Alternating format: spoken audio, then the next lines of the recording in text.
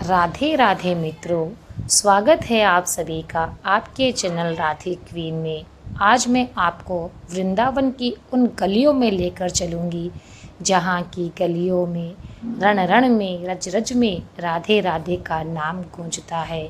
आज मैं आपको बताने जा रही हूँ वृंदावन के सप्तनिधि और सप्त ठाकुर जी की कुछ अद्भुत कथाएँ, जिन्हें सुनकर आप भाव विभोर हो उठेंगी। वृंदावन एक ऐसी भूमि है जहाँ आज भी हर गली में केवल राधे राधे नाम की ध्वनि गूंजती है और हमारे पूज्य प्रेमानंद जी महाराज भी इसी राधे नाम की महिमा का गुणगान करते हैं। आज उन्होंने भारत ही नहीं बल्कि विश्व के कण कण में राधा नाम को उजागर कर दिया है। लोगों के घरों में, लोगों के दिलों में राधा राधा नाम की किलकारी गुंजा दी है। हर कोई राधे नाम का दीवाना बन बैठा है। ये सब हमारे पूज्य प्रेमानंद जी के आशीर्वाद के कारण ही हुआ है। उनके दिए गए दिव्य वचनों ने, दिव्य प्रवचनों ने आज सबकी आत्मा में राधा रानी को बसा दिया है। जहाँ हर कण में श्री राम का वास माना जाता है, आज मैं उस वृंदावन की बात करने वाली हूँ। लेकिन क्या आप जानते हैं कि वृंदावन की पहचान सिर्फ बांके बिहारी जी के मंदिर से नहीं है, अपितु यहाँ पर विराजमान है सप्त ठाकुर, ऐसे 7 दिव्य स्वरूप जिसे स्वयं भगवान श्री कृष्ण ने अलग अलग लीलाओं का प्रतीक बताया गया है, अलग अलग लीलाओं का प्रतीक माना जाता है। कहते हैं कि जो भक्त वृंदावन जाकर इन 7 ठाकुरों के दर्शन कर लेता है, उनकी वृंदावन की यात्रा पूरी मानी जाती है। लेकिन यदि कोई वृंदावन जाकर भी इन 7 ठाकुर यानी कि इन 7 ठाकुरों की दर्शन नहीं कर पाता है, तो उनकी यात्रा संपूर्ण नहीं मानी जाती है। लेकिन क्या आप जानते हैं कि आखिर ये सप्त ठाकुर है कौन, कहाँ से आए, इनका प्राकट्य कैसे हुआ? तो आइए आपको बताते हैं। और क्यों हर स्वरूप की कथा एक रहस्य और एक चमत्कार से भरी हुई है, आइए जानते हैं। आज की इस दिव्य कथा में हम सब जानने वाले हैं वृंदावन के उन सप्त ठाकुरों की संपूर्ण कहानी। तो आइए आज की इस श्रृंखला में सबसे पहले ठाकुर की कहानी आपको सुनाते हैं। सबसे पहले हम बात करते हैं श्री गोविंद देव जी की। कहते हैं कि यह विग्रह स्वयं श्री कृष्ण के प्रपौत्र वज्रनाभ द्वारा स्थापित किया गया था। वज्रनाभ वही थे जिन्होंने श्री कृष्ण के पृथ्वी से अंतर्ध्यान होने के बाद उनकी स्मृतियों को जीवित रखने का संकल्प लिया था।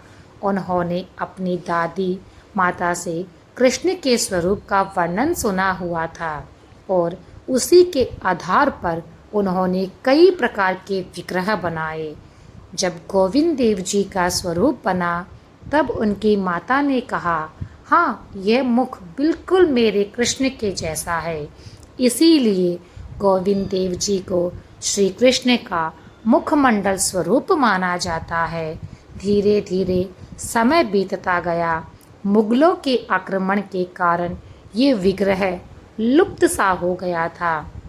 फिर लगभग 500 वर्ष पहले भगवान चैतन्य महाप्रभु के आदेश पर श्री रूप गोस्वामी जी वृंदावन आए थे।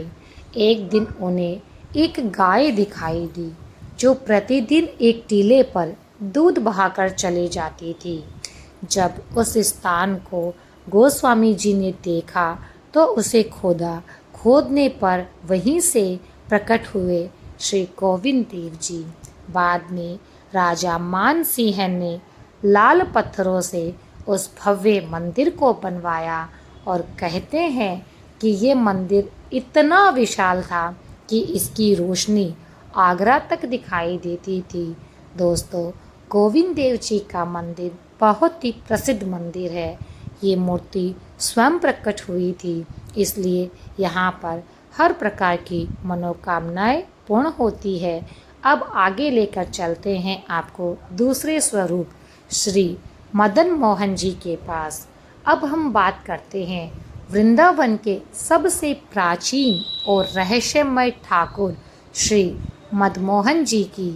मदन यानी कि कामदेव और मोहन अर्थात यानी जो कामदेव को भी मोहित कर ले, अपने वश में कर ले। इनका विग्रह भी वज्रनाभ द्वारा ही स्थापित किया गया था। बाद में ये विग्रह लुप्त हो गया था, फिर भी सनातन गोस्वामी को ये विग्रह पुनः प्राप्त हो गया था। कथा है कि एक व्यापारी की नाव यमुना में फंस गई थी। उसने सनातन गोस्वामी जी से प्रार्थना की कि वो उनकी रक्षा करे। तब उन्होंने मदन मोहन जी से प्रार्थना करी और वो नाव जो थी वह तुरंत ही चल पड़ी थी। उस व्यापारी ने प्रसन्न होकर मदन मोहन जी का भव्य और सुंदर मंदिर बनवाया। मदन मोहन जी को भक्ति का आधार माना जाने लगा और कहते हैं कि जो भक्त जीवन से भटक गया हो, दर दर की ठोकरें खा रहा हो, कुछ भी समझ नहीं आ रहा हो, उलझ सा गया हो अपने आप में, यदि वह भक्त सच्चे मन से मदन मोहन जी को पुकारता है तो कृष्ण उनके मार्ग पर उसे वापस ले आते हैं, उनका मार्ग प्रशस्त करते हैं, उस भटके हुए को सही राह पर लेकर आते हैं। तो भक्तों, अब आते हैं हम अपने तीसरे दिव्य स्वरूप की तरफ, जिनका नाम है गोपीनाथ जी। आइए दोस्तों, आपको ले चलते हैं अब श्री गोपीनाथ जी पर। गोपीनाथ यानी कि गोपियों के स्वामी, नाम से ही पता चल रहा है।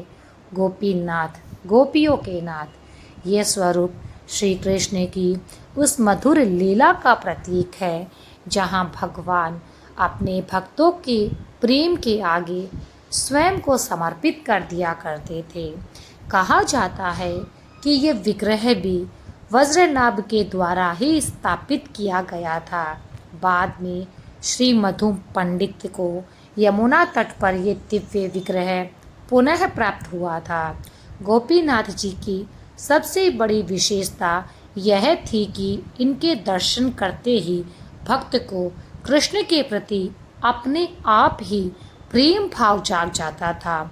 ऐसी इनमें एक विशेष दिव्य आभा थी।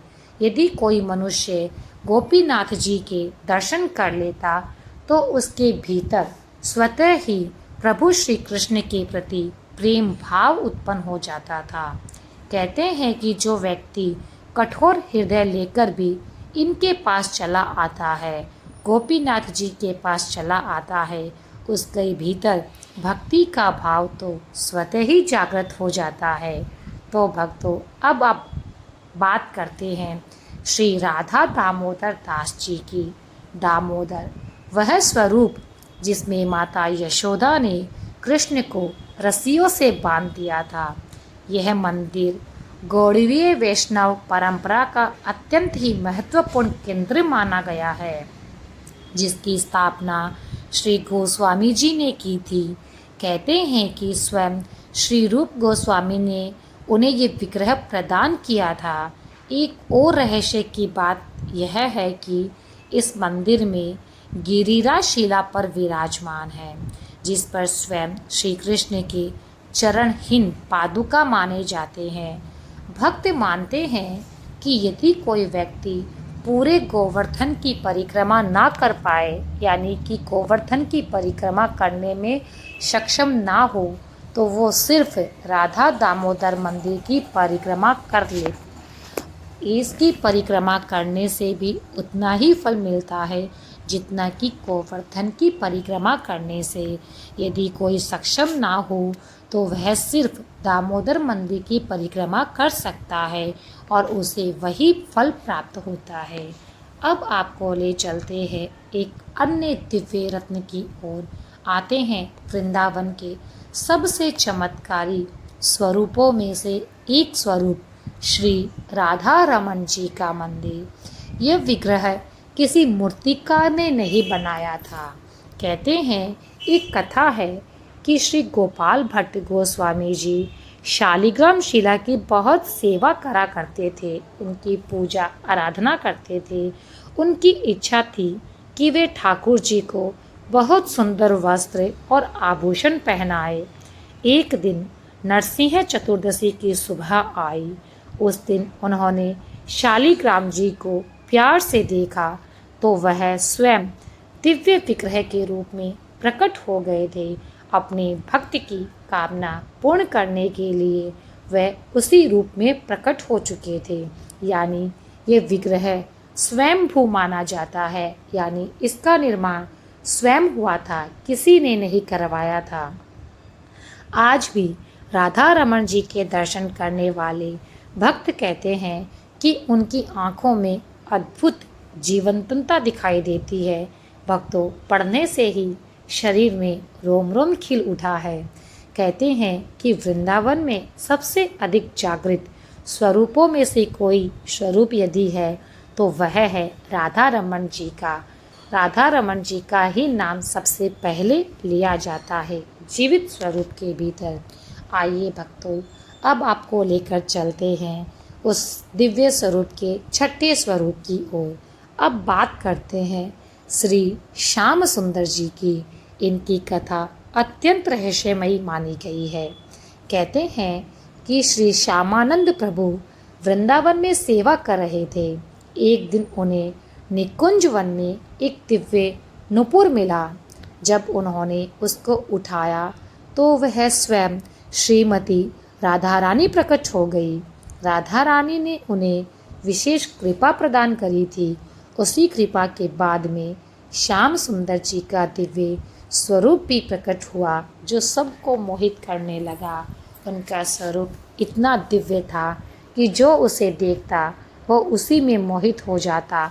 आखिर हो भी क्यों ना, क्योंकि उन पर विशेष कृपा श्री राधा रानी जी की जो थी।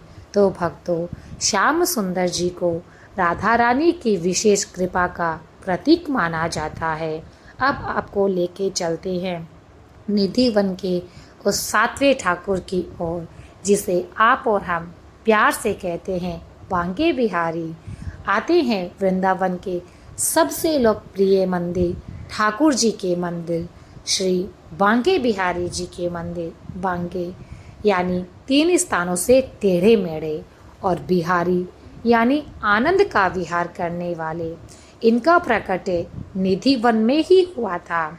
स्वामी हरिदास जी भजन गा रहे थे, तभी उनकी भक्ति से प्रसन्न होकर स्वयं राधा कृष्ण प्रकट हो गए थे। स्वामी जी ने प्रार्थना करी कि हे प्रभु, कलयुग के जीव आपके दिव्य स्वरूप को सहन नहीं कर पाएंगे, क्योंकि उनका स्वरूप अत्यंत ही सुंदर दिव्य आभायुक्त था। तब उन्होंने भगवान से हरिदास जी ने प्रभु से प्रार्थना करी। तब राधा और कृष्ण एक होकर बांके बिहारी के रूप में प्रकट हुए थे। आज भी इनके दर्शन के समय पर्दा बार बार बंद किया जाता है, क्योंकि ऐसा कहा जाता है कि बिहारी जी इतने आकर्षक है, इतने सुंदर है कि भक्त उनकी ओर खींचकर अपने आप को भूल जाता है, उसमें समर्पित हो जाता है, और फिर बांके बिहारी जी को उनके साथ जाना पड़ता है। इसीलिए बांके बिहारी जी के पट बार बार बंद किए जाते हैं, ताकि कोई भी भक्त केवल उन्हें क्षण भर के लिए ही देख सके, क्योंकि उनके स्वरूप में इतनी आभा है। अगर कोई व्यक्ति उन्हें निहारने लग जाए तो प्रभु उनके साथ ही चले जाते हैं और मंदिर रिक्त रह जाता है। इसीलिए बार बार मंदिर के पर्दे लगा दिए जाते हैं कि कोई भी भक्त उन्हें क्षण भंगुर से ज़्यादा देख ना सके। दोस्तों, तो ये थे वृंदावन के सप्त ठाकुर। हर ठाकुर सिर्फ एक विग्रह नहीं है, बल्कि श्री कृष्ण की अलग अलग लीलाओं का एक जीवंत स्वरूप है। कोई हम सबको प्रेम सिखाता है, तो कोई हमें भक्ति का मार्ग दिखाता है, कोई विग्रह हमें समर्पण के प्रति प्रेरित करता है तो कोई हमें विरह की अनुभूति करवाता है। कहते हैं कि वृंदावन बुलावा आने पर ही जाना होता है। हर कोई वृंदावन की गलियों में नहीं जा पाता है। जब कृष्ण और राधे रानी की विशेष कृपा बरसती है तभी वृंदावन आना होता है, और जिन पर ठाकुर जी की विशेष कृपा रहती है वे ही भक्त वृंदावन जा पाते हैं। उन्हें ही इन दिव्य स्वरूपों के दर्शन प्राप्त होते हैं। यदि आप भी कभी वृंदावन जाए तो इन सप्त ठाकुरों के दर्शन अवश्य करें। इनके दर्शन कब करने चाहिए, कब इनके पट खुले रहते हैं, किस प्रकार से करने चाहिए, कौन से भोग लगाए जाते हैं, यदि आप ये सब भी जानना चाहते हैं तो आप हमारे चैनल को सब्सक्राइब करके रखें और हमें कमेंट बॉक्स में बताएं कि आगे आप क्या जानना चाहते हैं, क्योंकि शायद आपकी ज़िंदगी धीरे धीरे बदलने लग जाए। ठाकुर जी वही आपका इंतज़ार कर रहे हैं। तो जाइए भक्तों, मिलिए अपने ठाकुर जी से, अपने बांके बिहारी से, और कमेंट बॉक्स में राधे राधे लिखकर ही जाए। बिना राधे राधे लिखे यहाँ से मत जाइएगा। और ऐसी ही दिव्य कथाओं के लिए हमारे चैनल को सब्सक्राइब कर ले। वहाँ पट कब खुलते हैं, कौन से ठाकुर जी को कौन सा प्रसाद अर्पण किया जाता है,